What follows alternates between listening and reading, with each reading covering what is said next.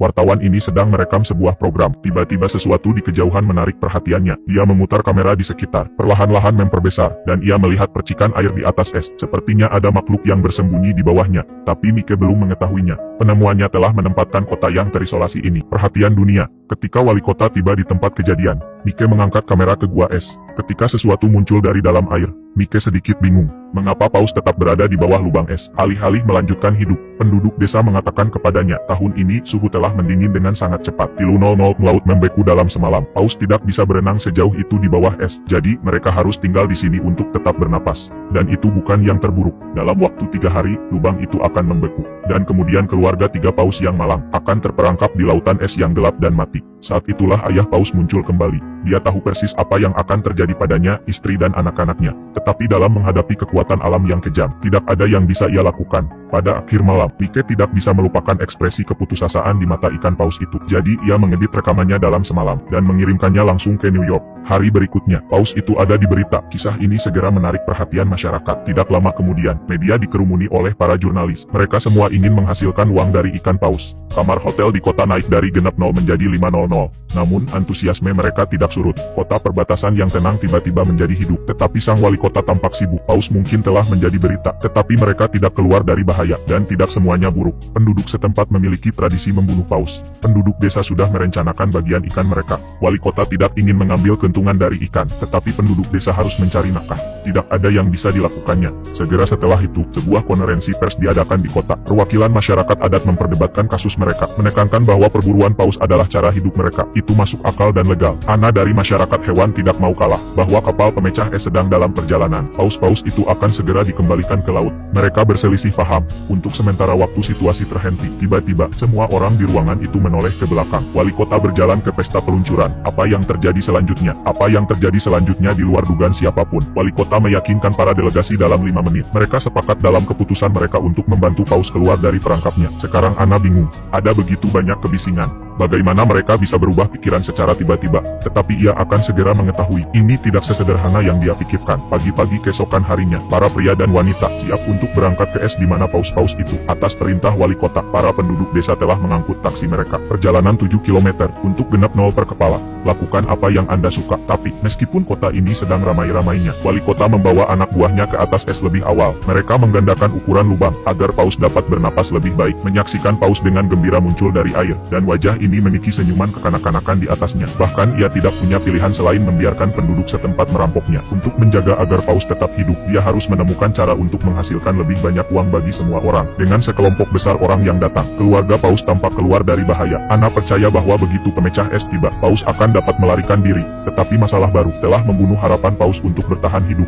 Wanita ini melompat ke samudra Arktik pada suhu tilu 0 di bawah 0. Semua orang mengenakan jaket bulu. Dia hanya mengenakan pakaian selam tipis, dan dia tidak merasakan dingin sama sekali. Ana menolak teman-temannya. Dia menggigit snorkelnya, dan menyelam ke dalam air es. Airnya tertutup es. Laut pun hening. Kecuali secercah cahaya melalui lubang, kegelapan menguasai dunia yang dingin ini. Ana tidak takut. Perhatiannya tertuju pada pemandangan di hadapannya. Sekelompok paus berenang ke arahnya. Dengan rasa ingin tahu mengamati wanita itu. Tiba-tiba, Ana memperhatikan seekor paus kecil dengan jaring ikan yang melilit ekornya. Ia berenang ke arahnya, dan paus muda itu tahu bahwa manusia di depannya ada di sana untuk membantunya. Dia tetap berada di tempatnya. Siapa sangka bahwa wanita ini akan mempertaruhkan hidupnya hanya untuk membersihkan tumpukan jaring ikan. Ana berenang perlahan di belakang paus muda, menarik belati dari kakinya, mengiris keras melalui jaring keras dengan kekuatan. Paus muda memutar ekornya sebagai respons. Jaring terlepas tanpa hambatan. Keluarga paus berenang ke arah Ana. Sebuah gerakan diam-diam dari rasa terima kasih. Ana membeku sejenak, kembali ke pantai. Dia dengan bersemangat mengatakan kepada semua orang, bayi paus tidak bisa berenang sendiri, karena jaring itu mencekik ekornya. Sekarang masalahnya sudah terpecahkan. Hanya harus menunggu es pecah, dan itu saja. Tapi itu tidak semudah yang Ana pikirkan. Menjelang sore hari, suhu udara turun secara dramatis. Air di mulut gua telah membeku lagi. Keluarga paus belum makan selama 7 hari. Untuk bertahan hidup, mereka telah menggunakan semua energi mereka. Dan bukan itu saja, kondisi paus muda belum membaik. Meskipun mereka telah terbebas dari jaring, tetapi luka di mulutnya telah memburuk. Ia juga memiliki kasus pneumonia yang parah. Kerumunan orang bingung, tetapi tidak ada gunanya. Yang bisa mereka lakukan hanyalah berdoa agar kapal pemecah es segera tiba. Larut malam, suhu telah turun hingga -45 derajat yang belum pernah terjadi sebelumnya. Gumpalan es di mulut gua semakin tebal dan tebal. Setiap pergantian udara menjadi lebih sulit. Orang-orang memecahkan es secepat. Esnya tidak cukup cepat pecah. Mereka akan tenggelam di bawah air. Mereka harus meminta bantuan kota. Segera, Anna tiba di tempat kejadian dengan bantuan. Tom bersaudara telah membawa alat penyelamat es mereka sendiri. Itu ada di dalam air, sehingga air tidak akan membeku. Tetapi ketika mereka mengeluarkan daycare, Anna terkejut bahwa yang disebut daycare itu hanya sepotong papan busa yang diikatkan ke kipas angin. Tetapi melihat kepercayaan diri Tom bersaudara, tidak ada yang bisa dia lakukan. Ia tidak punya pilihan selain mencoba. Tetapi sebelum mesin itu bisa bekerja, generator mati lebih dulu. Suhu rendah membekukan bahan bakar generator.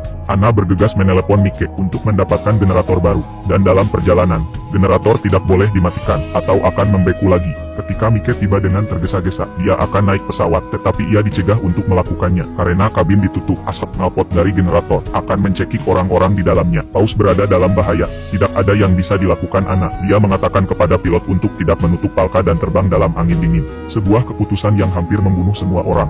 Di jalan, semua orang menggigil karena angin dingin. Suhu di dalam kabin minus 70 derajat. Udara yang berhembus keluar dari kabin menghantam wajah mereka, berubah menjadi embun beku putih. Tiba-tiba, pesawat meluncur. Alarm berbunyi. Semua orang sangat gugup. Kelopak mata pilot membeku. Sulit untuk dilihat. Pesawat perlahan-lahan jatuh. Anna berteriak putus asa. Mike memikirkan jalan keluar. Jadi dia mengabaikan penolakan pilot. Ia memegang kepala pilot dan mulai menjilati matanya. Meskipun prosesnya sedikit menjijikkan, tapi itu bekerja dengan sangat baik. Beberapa orang tiba di tempat kejadian. Daya disambungkan kembali. Unit penghilang es berungsi. Krisis sudah berakhir untuk saat ini. Semua orang menghela napas lega. Tetapi pemecah es itu dalam masalah besar.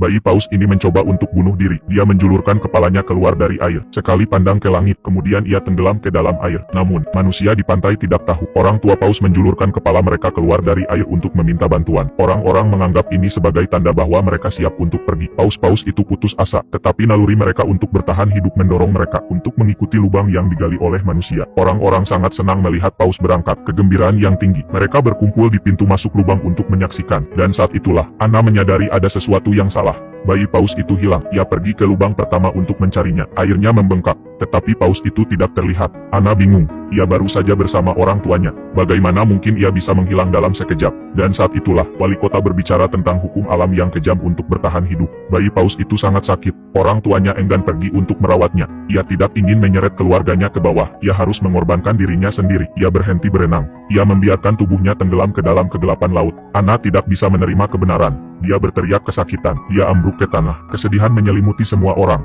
Tetapi penyelamatan terus berlanjut. Hawa dingin akan datang. Mereka harus segera mencapai perairan terbuka secepat mungkin. Kalau tidak, dua paus yang tersisa akan tenggelam juga. Wali kota telah memobilisasi semua warga. Semua orang menghentikan apa yang mereka lakukan. Mereka mengambil peralatan mereka dan bergegas ke lokasi. Meskipun banyak orang datang untuk membantu, tetapi masih ada masalah di hadapan mereka. Esnya menumpuk. Dinding es telah terbentuk ribuan kilometer di bawah laut. Kapal pemecah es terjebak 200 menjauhnya. Tidak mungkin menerobos dengan tangan. Tetapi Anna tidak menyerah. Dia mendekati presiden, berharap bahwa ia akan mengesampingkan prasangkanya untuk sementara waktu, untuk meminta bantuan dari Angkatan Laut Soviet di dekatnya. Mintalah bantuan dari pemecah es mereka. Presiden belum pernah mendengar permintaan semacam itu. Uni Soviet adalah saingan Amerika Serikat. Anna ingin meminta bantuan mereka, dan kolonel mengatakan itu tidak mungkin. Kata-kata Anna selanjutnya, tetapi kata-kata Anna berikutnya membuat mereka tidak bisa berkata-kata. Seluruh negeri menyaksikan untuk menyelamatkan paus. Saat itu tengah berlangsung pemilihan umum. Jika presiden tidak setuju, ketika itu berakhir, Anna akan berbaris dan memprotes, dan itulah bagaimana dia akan dipilih.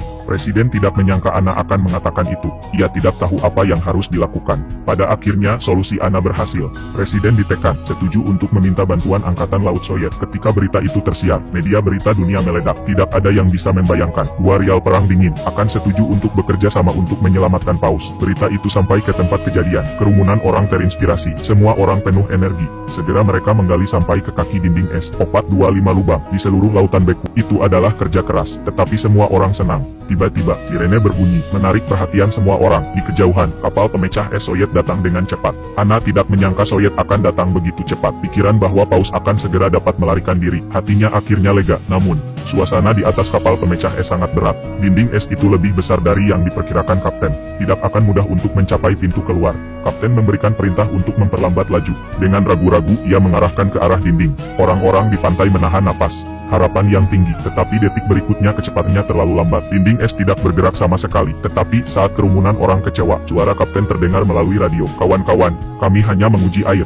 Kita akan mempercepat. Menyingkirlah dari jalan. Segera setelah kata-kata itu diucapkan, pemecah es datang dengan kecepatan yang lebih cepat. Ia menghantam dinding. Sebuah retakan besar terjadi. Tetapi dinding es tidak pecah. Kapten tidak senang. Ia memerintahkan kapal pemecah es untuk melaju dengan kecepatan penuh. Entah pistol es akan menerobos, atau kapal akan hancur. Dalam sekejap, hati para pria itu terangkat. Pada titik ini, pemecah es meluncur ke depan, dan dinding es pecah menjadi lubang besar. Semangat juang para pejuang sangat mengejutkan. Ini bukan waktunya untuk bersukacita. Kerumunan orang bergegas ke dinding dan menunggu. Namun, 1 menit telah berlalu, 2 menit telah berlalu. Tetapi paus itu lambat untuk menampakkan dirinya. Tapi, tepat ketika semua orang berpikir mereka telah gagal, sesosok tubuh muncul dari kedalaman, dan langsung ke langit, menyaksikan 2 ekor paus saling berkejaran, berenang ke kejauhan. Semua orang merasa bahagia untuk mereka dari lubuk hati mereka yang terdalam. Pada saat ini, orang lupa akan perjuangan antara politik dan kepentingan, melupakan perpecahan antara bangsa dan ras. Dalam menghadapi mukjizat besar kehidupan, mereka bersorak bersama. Untuk waktu yang lama mereka tidak bisa berhenti.